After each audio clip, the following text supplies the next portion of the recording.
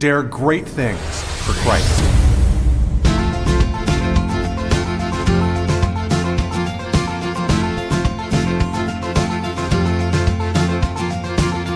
Christ calls us to dare great things.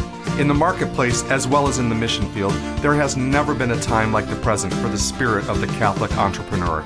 Now is the time for men and women of great courage and great vision to engage our church and our culture. Now is the time to dare great things. And here is your host as we dare great things, Father Nathan Cromley, the president and founder of the St. John Institute.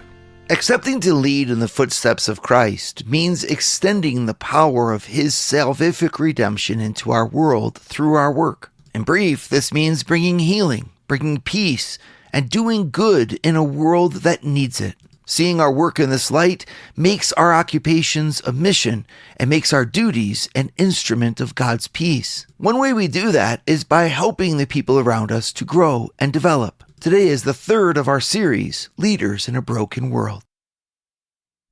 Hi everybody, glad to continue with you this course we're taking on trying to understand the bigger perspective of our leadership. I mean, on the one hand, you can look at your life and you can say, okay, God's given me a job, God's given me success, God's given me an education, God's given me power, God's given me drive, all the different ways that we're used to looking at ourselves, kind of as very talented, successful people, and you are. And I'm not discounting that at all. I'm actually saying now you can take the next step to take all of that dedication, all of that success, and put it at the service of God. Right? This is kind of what I see in the call of Simon Peter. When you look at what Jesus looks at Simon Peter and he says, "You are a fisherman." Okay, and he's true. And there's a lot to be said for Simon Peter, the fisherman. Jesus is going to make from that fisherman a fisher of men. Now, at first glance, I think that could really scare Simon Peter. That could, in other words, what is God going to do? If I surrender to Him, I'm no longer going to be able to do what I'm good at. I'm not going to be able to excel where I'm strong. After all, I'm a fisherman, and He's calling me to follow Him in some sort of, religious exercise. And I know a lot of Christians that feel that way. They're scared to give their life to Christ because they think that if they do that, they're going to become less apt, less skilled, less qualified. And in a sense, when your value comes from the way that the world looks at you, and you look at yourself based upon how society ranks you, well, of course, you could say, it's much better for me to belong in a place where I'm acknowledged and esteemed than to enter into a religious form of surrender and practice, which really puts me outside of the scope of the world that's around me. I'm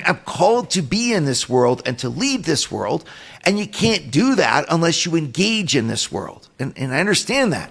And I think Simon Peter felt that same kind of question in his mind, which is why, if you look at the call of Simon Peter in the gospel, there's actually 3 different moments when he's called. The first is when Jesus meets him for the very first time with John the Baptist. Peter goes to listen to John the Baptist preach. His brother Andrew says, "We have found the Messiah." Peter goes to meet Jesus, and Jesus gives him a new name. "You will be called Cephas." Well, then he goes back to Capernaum. And Jesus follows him later on, moves to Capernaum himself, and then walking on the shore of the sea, sees Simon Peter again and says, "Follow me and I will make you a fisher of men." Okay. Well, the thing is Peter does follow him, at least for a short time or a few days, but he goes back to his fishing again. It's not until the Gospel of Luke when Jesus fills Simon Peter's fishing boats with fish that Simon Peter finally yields and follows him. And I see here a sign that's meant for all of us. When we are great, when we are successful, the last thing we want to do is jeopardize that success. And if following God puts all that at jeopardy, we're scared. We're like, "God, how can I be good at following you when my value seems to come from my skill set?" Now, of course, that's a short-sighted way of looking at things, but that's how we look at things. And here, look at what he does with Peter. He literally affirms Peter. He literally gives Peter more fish.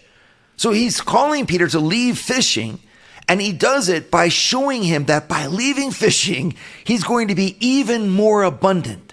That God does not break us that God hones us. He makes us even more effective, even more brilliant, even more beautiful. He takes what's deep down inside of us and he brings it out so it can shine.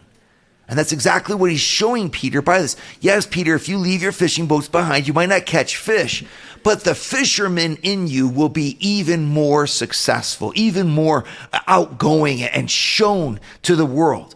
Now, I think it's so important because a lot of us are afraid to follow God, either afraid to follow God to become a priest or afraid to follow God to really become Christian in our families, to show our faith at work. We're bashful in part because we don't want to jeopardize what we see as a source of affirmation and goodness inside of us.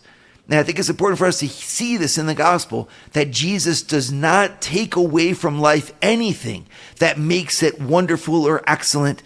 And on the contrary, he gives it even more. He says, I came that you might have life and have it more abundantly, not less. Right? In other words, I came to find you so that I could then make you a gift to others. That's the key. Once we do that, we understand that there's more at stake in our workplace than just getting our job done. We have to do that, but there's more to it. There's being an instrument of God. And that's, I know it's almost like something that overwhelms us because we say, that's more than I can handle. That's above my pay grade. And I agree with you. It is. God will take care of it.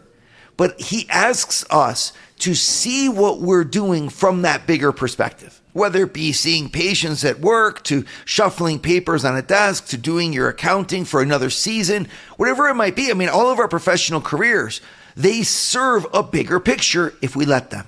Right? We can put ourselves as an instrument in God's hands. And in part, well, what's that bigger picture?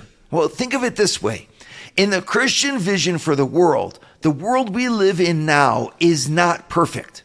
In fact, it's a broken image of what it used to be when God first made it in the garden. When God made Adam and Eve and put them in the Garden of Eden, things were perfect. Things were beautiful. Everybody could become happy. We knew God, we knew each other, and we knew ourselves, and we lived in harmony. A beautiful peace, the Garden of Eden, right? And then because of sin, that Garden of Eden was lost to us. And now we don't know God, we don't know ourselves, and we don't know each other perfectly. Instead, those three forms of unity and harmony have now become, ruptured. They're not totally sullied and gone. They're there, but they're just darkened, weakened, hurt, estranged, right? And so when Jesus comes in the world as the Savior, he comes into a broken world. And he comes in a broken world to do what? To give sight to the blind, to give those who are deaf, hearing, to help those who are lame to walk again, etc. In other words, he restores humanity. And when he institutes his church to continue his mission, giving his apostles the powers of healing, both soul and body, and the duty of proclaiming the truth of the promise of God in salvation in Jesus Christ to all the nations. Okay, so what does that mean? That means that you and I, as members of his body, of that church, have to engage in the world as if we were an extension of Jesus. This means that we get to save a broken world with Jesus. Okay, so it's that we aren't the Savior, of course, but we're an extension of his power. We make present the beauty of Jesus. That's a whole different way of looking at what you do. Just think, for example, your presence in management, your presence as an executive in a company. That's a big deal. You give stability, you give assurance, you give vision, and you give direction to people so that they can find a way forward amidst a great diversity of options. Without leadership in business, the business organization would fall apart. Leadership is the key. It's what provides the unity, the same vision, the same means, and then to be able to direct that towards the highest of goals. I mean, you have such an ability. I remember one time talking with a director of several hundred employees who said, you know what I see my job as every day? I say, what's that? She said, I get to give people the best way possible for them to work. I get to give them the workplace of their dreams. Now, right, like that, there's an aspirational vision, right? And yet that's a person who sees what they're doing from a bigger perspective. Without her in that position, what would the workday of those people look like? How would they get along? How would they be unified? They wouldn't, right? But she sees her position as extending the influence of Christ, the King, just, gentle, wise, good, so as for the benefit of everyone who's underneath her authority. And that's just one example. Think of the many that we have. Don't look at your life as being something small. Look at your life as God sees it, an incredible gift by which he wants to give himself in the world. Would you like to hear more from Father Nathan? Join the St. John Leadership Network and receive a 2-minute glance at the gospel every Sunday morning right to your phone. To learn more, go to www.stjohnleadershipnetwork.org/member and join for free today. So let's go back for a second to the Garden of Eden. I love to go there and see Adam and Eve in their original state. What do we see? Well, number one, they're friends with God. That's amazing. They're not searching for God, wondering if God exists, thinking that God hates them. No, God is their friend. He's the Father who gives them all things that is good. They live in union with him and they seek to serve him. Number two, they're in union with each other. They have harmony. Right? Adam and Eve love one another, and even though they are without clothes, they are also without shame. They fully are unveiled in front of each other, and it's not a problem. And then thirdly, they are in union with themselves. They have a self-mastery, right? That's the envy of everyone today. You think about how much business coaching goes on, where we try to teach you in leadership to know yourself, right? This is what motivates you. This is how you lead. This is how you communicate. We take all these inventories just to be able to know ourselves, right? Well, Adam and Eve didn't need any inventories. They put business coaches out of business, okay? Because they themselves knew exactly who they were and they were in mastery of themselves. That's why when they fell, they broke a good world. It didn't mean that it was totally cast into negativity and became a bad world. It just became a world that was broken, right? In other words, what happens? Number one, they hide themselves after their sin from God, not knowing where God is and being afraid of him for the first time. And then, of course, they hide themselves from one another. They make clothes. They are ashamed, right? Because they realize that they were naked, right? In front of each other, now there's a division. I mean, you can see this when Eve gives Adam an apple and takes him down. And then when God asks Adam why he did that, Adam turns around and blames Eve. They're now in discord. And then finally, they've even lost a sense of themselves. We see this in the punishments, for example, where their own life becomes a source of frustration to themselves. And that's continued on. That threefold kind of brokenness is then extended, of course, in our workplace. Because if you're working with colleagues, if you're working with management, if you're working either with people above you or underneath you in any organization, and even if you're not working, if you're just at home, but you participate in society, you realize you participate in a society of sinners. I remember one mom telling me that the easiest proof of original sin is a 2-year-old. Meaning you got this beautiful, precious angel who then looks at you and says no, and simply refuses to cooperate. And you see this in your little children, how wonderful they are and how innocent they are. And yet there's this brokenness that can just kind of creep in there, right? In many different forms. And that's extended over the course of our life. So that when at the number of employees that you have or the number of bosses you have, it's also the number of sinners that you're called to work with. As simple as that. Well, it's kind of nice to chuckle about it, but in fact, it can cause a lot of anxiety and hurt, right? Because sinners hurt each other. And in our world in general, it would go right down the tubes unless there were people fighting for it. People that could give hope. That could say, you know what, evil's not the last, resort, and that in fact that the bad things in the world can be undone, and that there is a way back for us to restoration, where we can be redeemed and made whole again. These people, you look around, you're like, where did that come from? You're like, that came from the cross of Jesus. Where Jesus Christ died for this world, he recapitulated, that's the fancy theological term. He brought all things back into a restored state in himself. And not only did he restore them, but he heightened their dignity. He's the savior of a broken world. And so in him, we have hope. Right? Now, all of us, we then become his followers, right? And that, of course, means that we follow his teachings. We try to put them in practice in our life. But even more than that, this is what's so neat. When you were baptized, you were made a part of Jesus. Now, it's a mysterious way, okay? But it's called the mystical body of Christ. And this is something that we simply believe in faith, but it has been revealed to us and shown to us time and time again that through our lives, God does his work. All right, so what does this mean? This means that our leadership can actually be a vehicle of the grace, the healing of God for our broken world, and therefore can bring hope to a fallen humanity.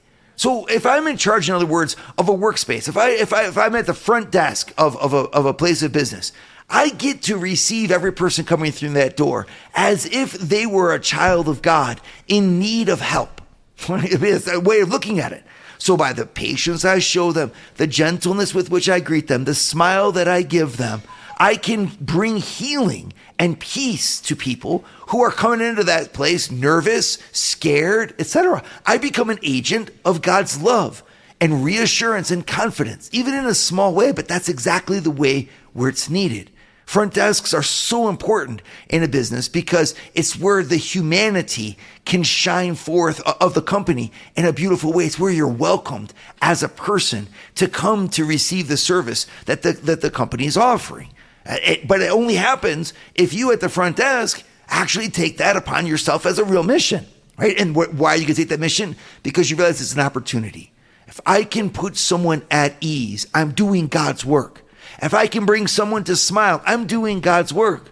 How can I bring the balm of the love of God onto a person who's in need of that support? And that's why they've come to our company. It's my opportunity. They don't have to talk about God. I don't have to bring out his name. I just have to make his love visible. And when I do that, I become his instrument, right? I bring salvation. That's a kind of a simple example, but you can think of it through the goods and services that you create. You are literally, if you're in a restaurant, you are feeding the hungry. I mean, you're extending goodwill at someone's birthday there at the restaurant. If you're a mother at home, you're literally clothing the naked, doing the laundry every single day. I mean, I get it. It's not as glorious as going out on the streets and doing it for the poorest of the poor. But without you, there would be a lot more of the poorest of the poor. Everyone would become the poorest of the poor. We're holding things up. And we're moving things forward in our way. And this is the mission that we've been given as Christians and why our jobs and our leaderships are such opportunities that Christ wants to fight for them. I just think you need to see that yourself. Stop looking at yourself just as an executive, just as a manager, or just as an employee. And start looking at yourself as someone who's been given authority, given a role so that you could perform it as an extension of Jesus, as his instrument. And suddenly all kinds of beauty is unfolded in front of you about what you do every single day. Would you like to start your Thursday mornings with a scriptural leadership lesson? Join the St. John Leadership Network, where Father Nathan hosts a 30-minute call at 6:30 a.m. in all 4 U.S. time zones. To learn more, go to www.stjohnleadershipnetwork.org/member and join for free today. So far in this class, we've looked at how our leadership is God's gift to healing a broken world, right? We don't lead in a perfect world, and we wouldn't want to. If it was a perfect world, you really wouldn't need much leadership, right? Leadership is really essential in order to heal or overcome the lack of communication, the lack of genuine diversity, etc., that we find in our world today, right? So I am leading because by my leadership, I can bring healing, peace, and advancement. And one way in particular that we do that is by what the Catholic Church at least continually insists upon as a real mission for the business community. And that is to work for the advancement of every person who engages with that company. Now it's kind of a dry way of saying it. But what it really means is that developing our people's talents And developing our people's humanity is part of the responsibility that we have as a business leader. Right? It's, in a very real way, we become like an educator. Right? We educate people to come on time as a sign of respect, to dress appropriately as a sign of respect, to speak to one another with a language that elevates, to avoid accusations, to avoid casting blame, to avoid throwing people under the bus, right? To not become selfish and defensive in our attitudes. Well, these are things that naturally we would do. I mean, if you say, hey, look, I'm going to give you a reward if you accomplish this task, but I don't tell you how I want you to accomplish it, well, then the how becomes irrelevant. All I'm going to do is accomplish that task. And if I can do it faster than the next guy and at his expense, well, then naturally I'll do that because all I care about is getting the reward. Well, that's not the way that Jesus wants us to be, right? He wants us to say, on the contrary, no, how you do it is as important as what you do. Right? The culture of the company is an essential part of the company's mission. If I'm leading in a business community or leading a team, leading a project, whatever it is, I need to do so in a way that's genuinely human. That's really a good, healthy place to be. No toxicity, no negativity, no complaining, and on the contrary, I develop my people. Think of the opportunity that you have. Every time you work with someone, and here, it's whether you're a manager, an executive, or if you're simply an employee on the team, you're still given an opportunity to develop the people that are around you. If you're good at what you do, then by doing it and doing it well, you impact the culture. Even if it's in a silent way by your example, you lift up the world around you, and that's your mission. I develop. And in a way, as Christians, we have an obligation to look at ourselves a little bit more, take ourselves a little bit more seriously than we usually do. I think a lot of times we're used to looking at ourselves as something small, maybe even insignificant, because we realize that God works with small and insignificant things. And I think it's not necessarily bad, but it can become problematic. It can become problematic if by so doing, you act as if your impact is negligible. That's not it. What you do might be small and what you do might be overlooked in the eyes of many, but how you do it is never negligible. In fact, how you do it influences the world in incredibly powerful ways. And one way that I can become aware of this is to say my role is to try to bring those around me to a higher level of performance, a higher level of responsibility, a higher consciousness of their goodness, a higher level. Right? So that means that I adopt in my own soul this responsibility. I'm not here at work just to get a job done. There's something more to my daily tasks. And that is to help by my work and my presence to point the way to everyone around me to a beautiful and good world. Right? Where can I first exercise this? Number one, by my language. It's an amazing thing. Just to try to elevate your speech. An easy way, get rid of your cursing. I know, as so many times in the workspace, we think that this is somehow acceptable. Why? Why is cursing acceptable? It's only acceptable for people that choose to live at a level where they can't express the full power of their reason except by words that are coarse. Well, we don't have to do this. Instead, we can try to express ourselves pointedly with correct speech. It's a small little thing, but it makes a big difference. By our speech, we create a culture and an environment that can actually lift people's spirits up. Like what, for example, if we chose to refrain negativity or negative words, rephrase them into something that's positive and life-giving? What if instead of looking at things as objects of critique, we saw them as opportunities, as challenges to be met? I mean, we could become people who could really inspire others by simply changing our vocabulary. You know, and another way that we can do this is simply by taking stock of how many times in the last week we've taken the chance to check in with those who work underneath us or work with us about how they're doing and whether or not we can help them. Sometimes, especially in moments of stress, when you're going after a project or you're trying to advance or grow or make some sales, you can become so focused on what you do, relying on what other people, that you never take the chance to develop. You might have younger people on your team that are just aching to learn from you, to connect with you, to be inspired by you. And well, to do that, you might have to check in with them. I think a real simple practice we can do every day is just choose one person maybe, but simply ask them, hey, is there any way I can help you? How are you doing with what you're doing? Let them ask you a question. Why? Because you know how you're doing it. You're really good at what you do. It took you 30 years to learn. Well, you can help by pouring that out, but you need to have the cognizance to stop and recognize that people need to be developed. And then finally, a great way to look at this is to look at the failures of those underneath you as opportunities crying out for mentoring. This is a hard thing to do because we want to look at failures and say, look, that's a sign that you're incompetent. But that's not going to help your team. Recognizing that everybody's incompetent around you is not going to help anyone to grow in competence, right? The idea is that, hey, if we had a breakdown and it didn't function, this is an opportunity for me to step in to help you to grow, to look at the people and put them first beyond the problem. Oh my goodness, is that a hard thing? And yet what a call. When we look at Jesus with his disciples, they had all kinds of breakdowns and deficiencies, and Jesus poured himself into them. He recognized that by correcting them, yes, but by also teaching them with patience and building them up, he was making men who would be capable of bringing his presence to others. And as he did to them, they then did going down. This is the Christian vision of work. Our world today needs nurturers. It needs leaders who are willing to develop, willing to give a chance, and willing to lift up, who are agents for growth in a world that otherwise is stunted. What an opportunity. I want to leave you just with this vision, right?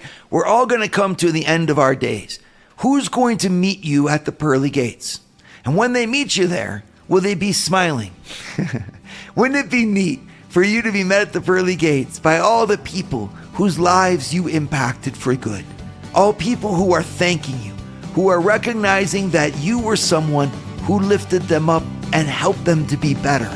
That's the vision that you deserve to have, that you can have if you follow Christ and take him into a broken world. Dare great things for Christ. Share your feedback with Father Nathan. Send us an email at communications@stjohninstitute.org. That's communications@stjohninstitute.org.